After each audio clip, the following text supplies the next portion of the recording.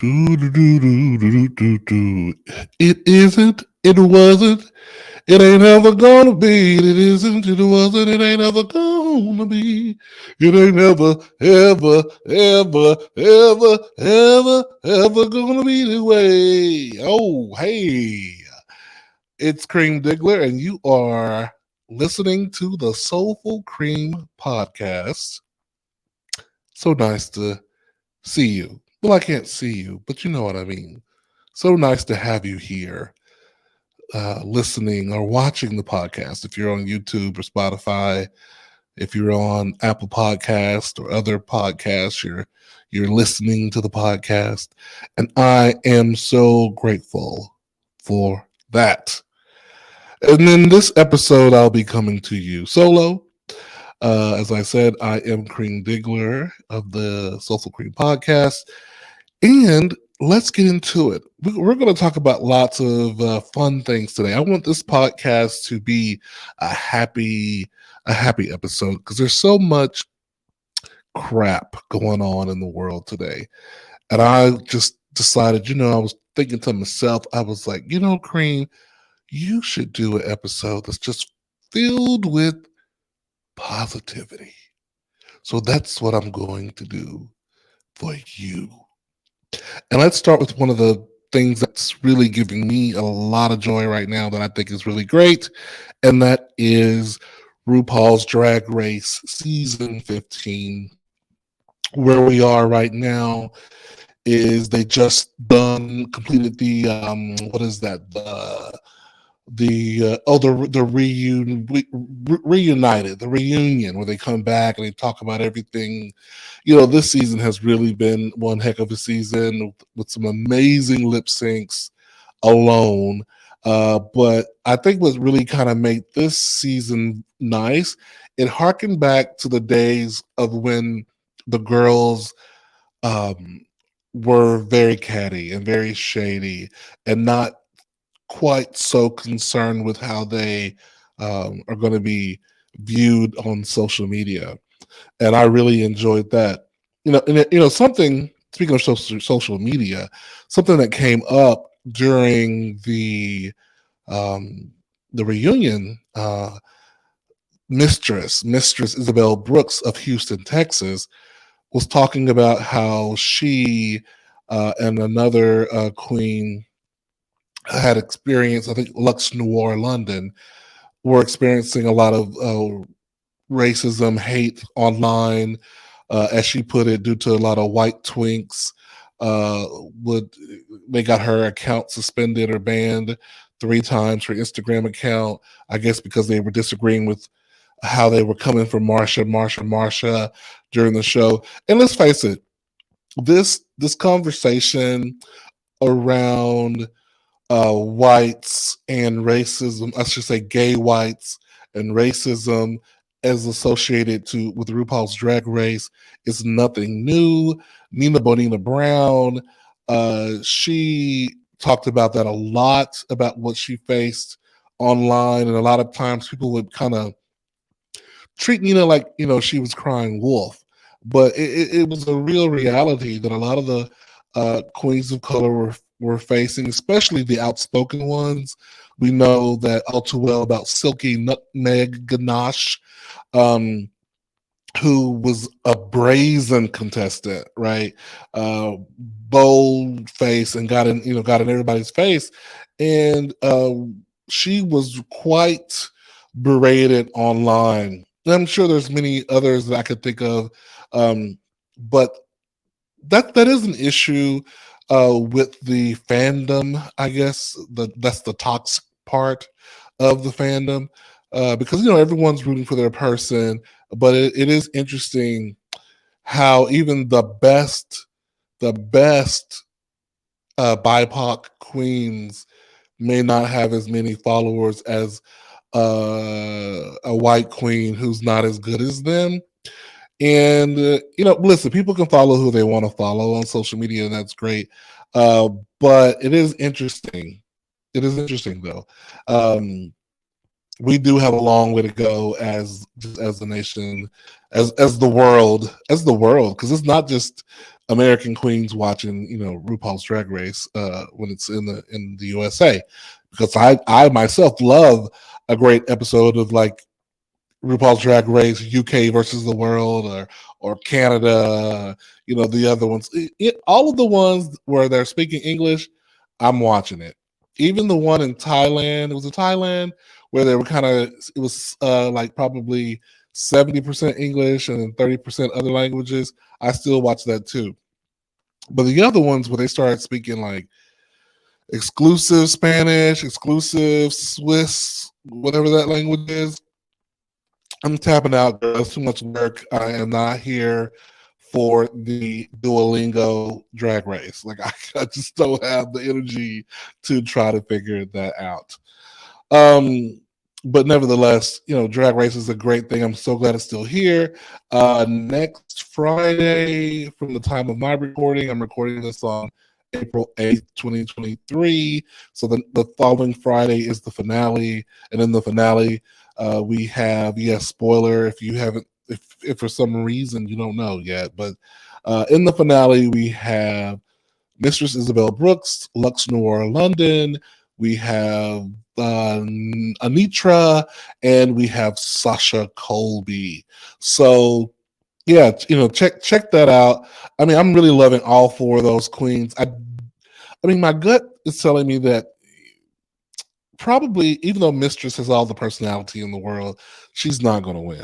I don't think Mistress is going to win, just because it all comes down to a final lip sync, and I have not seen Mistress give it to us yet. And if Anitra and Sasha Colby happen to be one of the final two, it's going to be one of those two. Um, whoever they go against, I think. Well, okay, I'll do it like this. I think Lux could beat. She could beat Mistress, but Mistress could beat Lux. I don't think Mistress could beat anyone else. I think Lux could get lucky and beat any of the other two, depending on the song. And I guess the same thing. I guess go for Mistress, depending on the song. She could beat the Dancing Queens if they get a more interpretive song.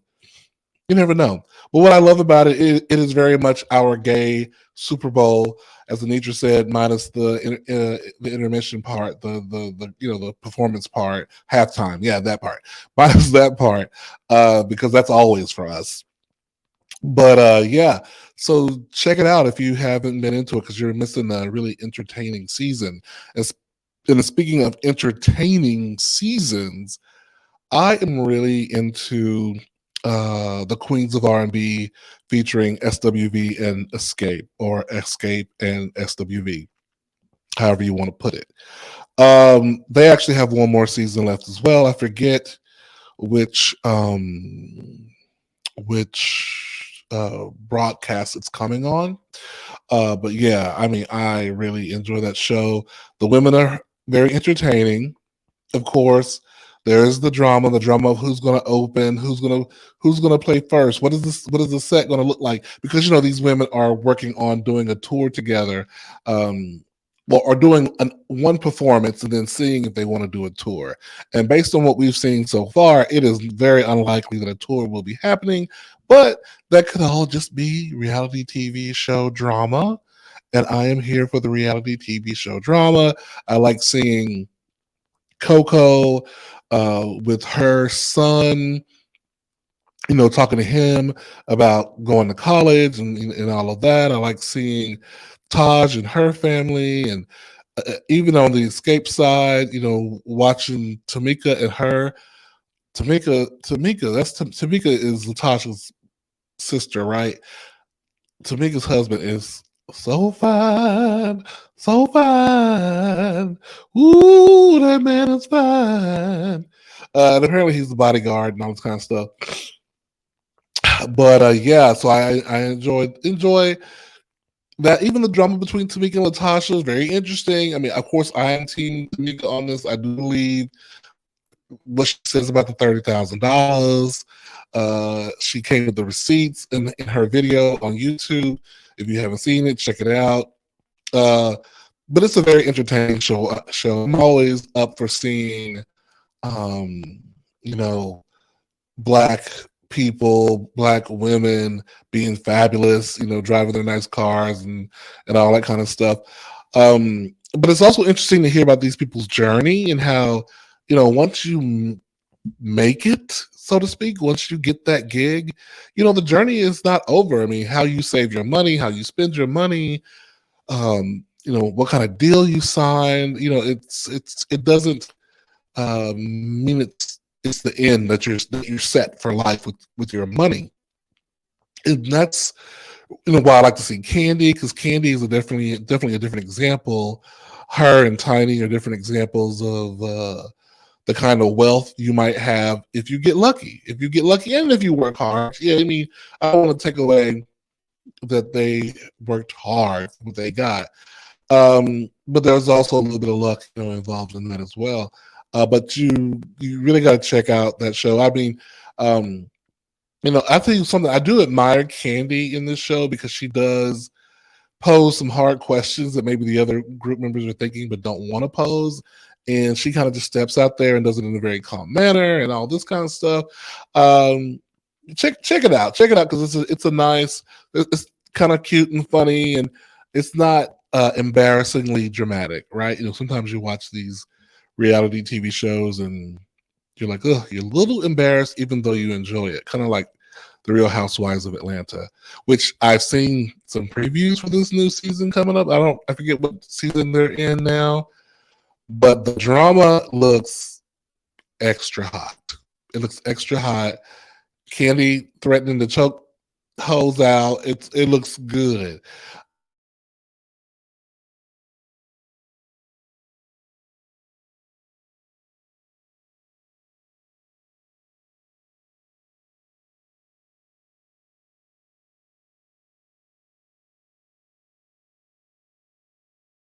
Um, so a movie. Well, I'm getting ahead of myself. Ben Affleck. Ben Affleck is reported to have said that Jennifer Lopez is the best performer ever in the history of performers. I mean, listen, I'm not even gonna put too much on that. One, it's Ben Affleck. Two, it's his wife. What else is he supposed to say? Is he supposed to say my wife is number 10 on the best performers list? No, he is not gonna do that. He ain't gonna do that. He gonna hype his wife up and say his wife is the best ever. He gonna say she is the true queen. That's what he's supposed to say. So anybody like giving that story a lot of mileage, it's really kind of you wasting your energy because the man is playing his position. He's supposed to support his wife. Support your wife, Ben. We don't have to agree with you. It's your wife. You the one gotta go home to her. So you better say that she's the best performer ever. And she probably done said it herself at the house. He's just echoing. What do they call it? Parroting. He's parroting something that she said before at the house already, probably. And so he's just making sure that he has a place to sleep on the bed and his food ain't burnt when he get to the house. Well, not that J-Lo's probably cooking a whole lot, but whatever. Moving on, and Ben Affleck news. What I was about to say before was his movie Air about Michael Jordan that's coming out. And so the movie's about Michael Jordan, but we have a what is that? What did that guy say when Sheba Sheree had her first fashion show? He said, "How dreadful! Fashions with no fashions, or a fashion show with no fashions. How dreadful!" And so, similarly, we have a movie about Michael Jordan with no Jordan. Right. So the articles that they were talking about in the Hollywood Reporter was that Ben Affleck decided that having anyone try to portray Michael Jordan would be distracting. Michael Jordan is this huge figure. We all know who Michael Jordan is, and anyone we would have in there we would be focusing on, does that person look like Michael Jordan or not? I mean, I guess that's fair. Uh, but he did talk to Michael Jordan. It's not a Michael Jordan biography. It's not that kind of thing. It's like inspired by events of Michael Jordan, and apparently the story is going to focus a lot more on the mother, because as Ben Affleck began to just talk to Michael Jordan, he learned how much more uh, the mother had an influence on his early career. And so that's why Viola Davis's part, who plays the mother, uh, is a pretty crucial part in this movie. So kudos to you, Viola, for securing the bag and on this movie. And girl, maybe they'll give you your Oscar on this one. We shall see. Um, Now, what he did say was that they were doing little things like, I feel like I got food on the tip of my situation. You know how you ever see those old people who got a crumb on their lip that just won't fall off? That's how I'm feeling right now. But I guess I'm okay.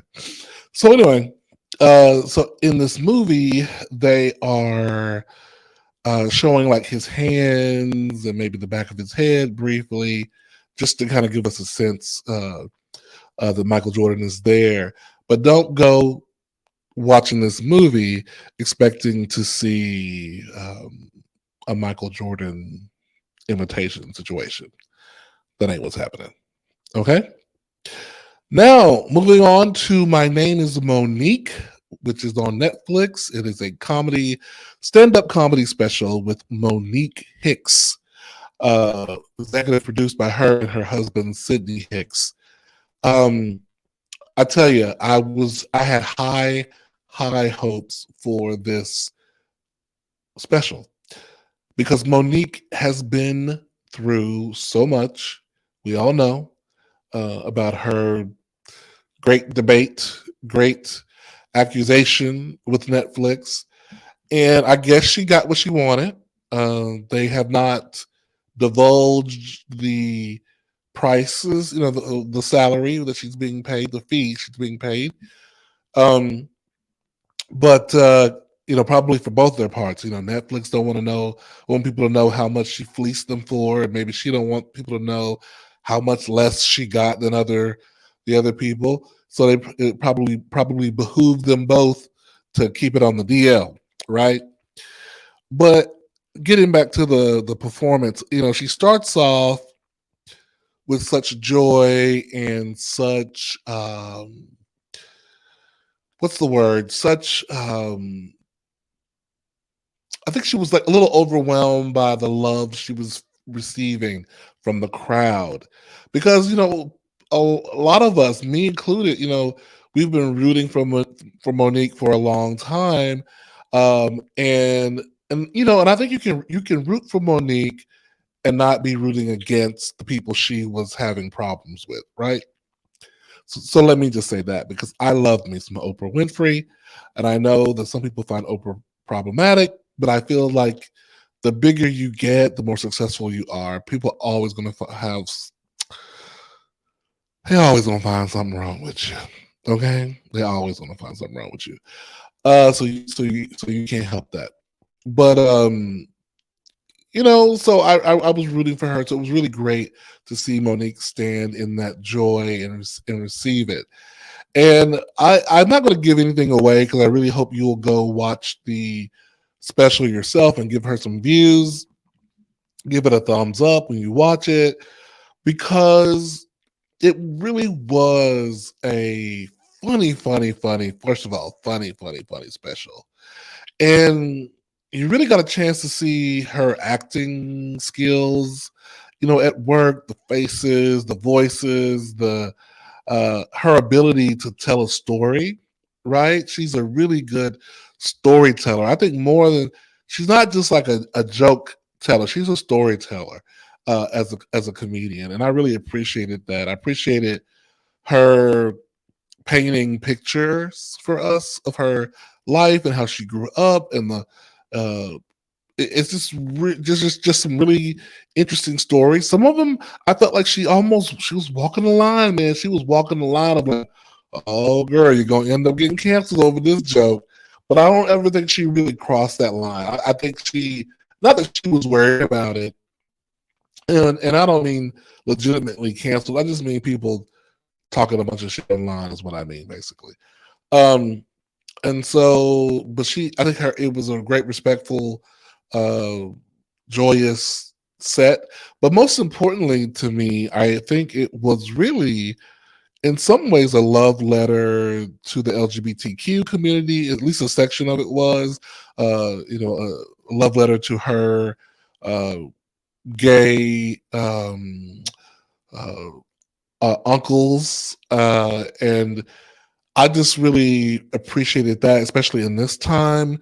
She talked a lot about religion and how religion has played a part in, in our community, particularly the BIPOC community, particularly the Black community, and how it has strained relationships with family members. And I'm going to leave it at that, but it was profound. It's like that's a part of the special I could probably play in a loop over and over again and send it out to some family members.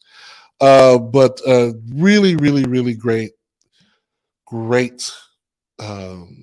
set by Monique. Her Netflix special, My Name is Monique, is the name of it. All right, so there's a couple of things as far as music goes that I've been listening to that I don't know that has some new music that I just want to share with you. You might be onto it already, and if you are, then look at us. We are simpatico. If you're not, get into it. If you don't like it, that's okay. There's no accounting for taste. But here we go. So there's a new song from Victoria Monet. Victoria Monet is featuring Lucky Day, and the song is called Smoke. And here's the thing: the song is about smoking weed. We'll get into that in a second. Victoria Monet has a great song called "Ass Like That." How you get your ass like that? How you get your ass like that? They want to know how you get the ass like that. Because she's talking about she goes into the gym or works on her fitness and all this kind of stuff. Great, great, great, great song. If you don't know that song, go look it up. It's an older song. But anyway, her new song "Smoke" is a jam. I mean, I am not a weed smoker, but the lyrics, the melody, the beat. Oh, I mean, it's just a great song. You can't deny the wittiness of the song. You can't deny the production. You can't deny the singing, the good singing that they do. So get into that. Get into that song, Smoke by Victoria Monet featuring Lucky Day. I didn't realize Victoria was in her 30s. Because when you look at her, she don't look nothing like she's in her 30s. Okay. But whatever. Okay. The next song is "I Hate Texas" by Tanner Adele. Tanner Adele has recently, I believe, signed with Columbia Records. Tanner is a biracial country artist, and that's anytime, I know we have more and more every day. It seems like uh, people of color popping up in country music. Um, for some reason, it seems like most of them are biracial, but hey, we'll take it where we can get it. Um, but people are popping up in country music, and this new song "I Hate Texas" it's not a "I Hate Texas" bashing song, in the spirit of like the Dixie Chicks. Not that the Dixie Chicks ever did a "Hate Texas" song, but you know what I mean. Like it's not a protest song. It is a song about this guy she loved while she was living in Texas, and he broke her heart. So she doesn't like Texas anymore because Texas reminds her of the guy that broke her heart. So, uh, so that's about. Now, let's see here. We got also Chloe has a new album out, right? Her album is called "In Pieces." The reviews have been, for the most part, pretty good for this album. Now, me myself, I give it a B. Give the album a B. But there's some hot A plus tracks on there, and one of the ones that I'm like, girl, why did you release this song? It's called Body Do. That song is a I mean, it's fast. It's faster than that. It's more like a kind of song. But the video for it, I mean, I guess she spent all her money on the other videos that she had did before, because the video for it is not. She's not it. The video for it is not it. So, but good luck on that. On that call that you heard just come through. That was my man calling. He was calling me. I'm gonna let him know I'm recording a podcast right now. Yes, we are working. Okay, we are recording a podcast right now. So that's that in the new music section. Now, there is a question that I have been getting. This is I guess the meat of our episode right now. Is it unhealthy to believe that everything has a price? I mean, do you think it? Do you think that everything has a price? I mean, I always say there's a price to pay even when you don't pay a price. Get into that, right? There's a price to pay even when you don't pay a price.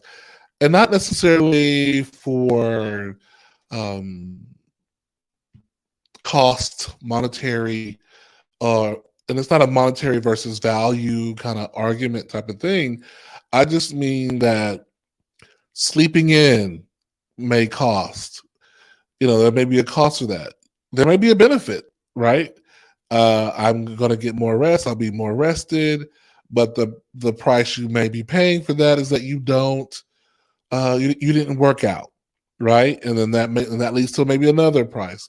But then maybe you'll make it up later in the day. You'll work out at night, but then maybe you'll end up losing a little bit more sleep. So there's just no perfect way, I don't see it, to go about where there isn't a price to pay for something. There's a great song from Janet Jackson and the late great Luther Vandross. How do you say it? How do you pronounce it? Vandross, Vandross, Vandross, Luther Vandross, Luther Vandross. It's Vandross. So her and Luther Vandross did a song from. Oh, I see the movie in my mind. It's one of the Wayans brothers. Something about money. It was the title of the movie. But their song was called "The Best Things in Life Are Free." And when we talk about the best things in life being free, of course, I believe they were talking about love, right? Love and companionship. But if we're honest, even that has a little bit of a price too, right? The price is I am not hanging out with my friends as much, or I am, not hanging out with my family as much, or the fact that I am maybe compromising and doing some things I don't want to do that I would normally do if I was by myself. You know, that's price. That's a price. And but that's okay, because it really comes down to with what I am seeing a lot in my 9 to 5 and what I see in my own personal life. It's about figuring out what you value. What is your priority? Where do you put the priorities in your life? The priorities in your life will let you determine what price is too high or what price is too low, or where are those values you want to put things on things. Is really about the priorities that we have. And the thing about it is, um, some days we may decide we want to prioritize our health. Some days we want to prioritize our job, our relationship. Um, and ultimately, it's about figuring out that balance, right? Figuring out the balance to prioritize those things, to just to make sure that don't end up on the street, and that you, or that you don't lose whatever is important to you, whether that's your relationship, your friendships, your ability to eat at Fogo, the how you pronounce that place, Fogo de Cow, the Chow, that Brazilian steakhouse, or wherever expensive place you like to eat, or expensive things you like to buy and wear. There's a price for that, that you have to pay uh, for whatever things you want to enjoy in your life. And I think that's the lesson, or the question always ends up being, are we willing to do that? Now, okay, I'm going to finish up here my last part of this episode today. As a matter of fact, y'all, this is episode 52. Oh, no, this is 51, episode 51 of the Soulful Cream podcast. This is the first episode, though, of season 3. We're starting season 3 now. So, episode 51, season 3.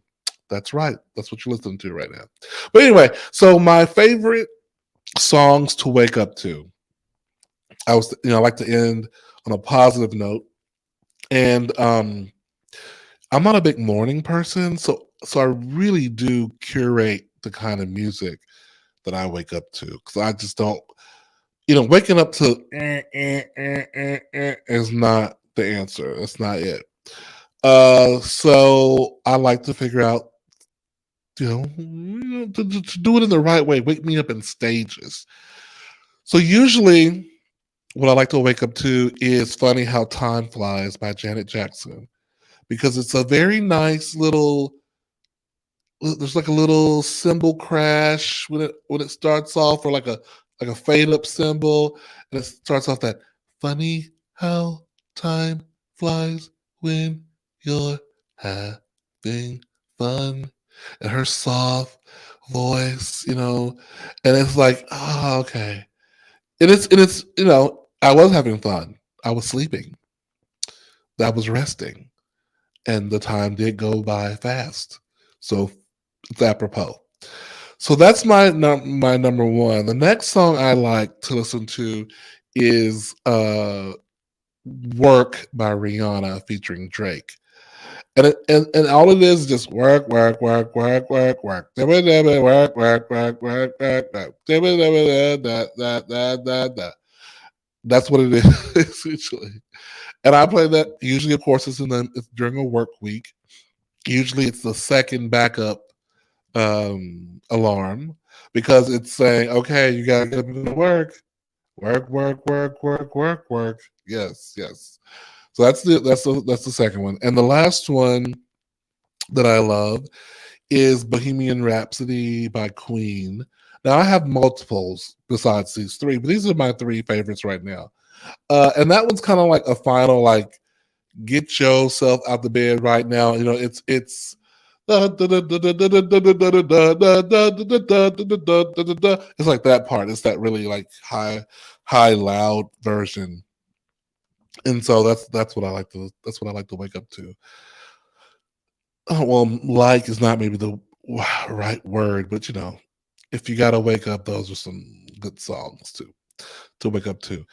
I would love to know what you wake up to. Do you wake up to the basic alarm sound, that meh, meh, meh, meh, meh, or do you wake up to music or nature sounds, or how do you wake up? Do you wake up to any sounds? Are you just natural? You just wake up. Anyway, thank you so much for listening or watching the Soulful Cream podcast. Once again, I am Cream Diggler, and it is always my pleasure. Take care. All right. Bye.